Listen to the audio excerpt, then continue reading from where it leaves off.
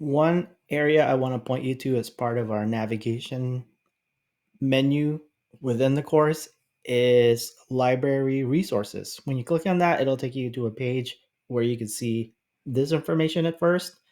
So you'll see when the library is open, and then these would be the two marketing experts within the Keras library. They can help you with any kind of research questions you have or any kind of need you might have within the library. And then if you click on the marketing link here, that'll keep you within Canvas. It's an embedded website. And from here, you'll have other resources available for you. Like you could chat with the librarian if it's during the time when somebody's behind the scenes working, or at the bottom, let me move myself out of the way. There's a phone number that you can call if that's your preferred method of reaching out.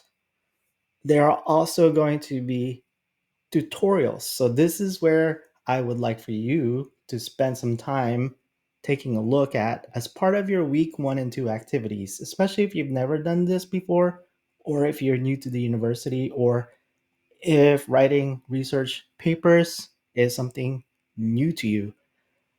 It will certainly be very helpful for you to know how to research, to search for business articles, search for books, because we have a semester long project where you will be working on a marketing plan paper, and there's going to be a research component to that.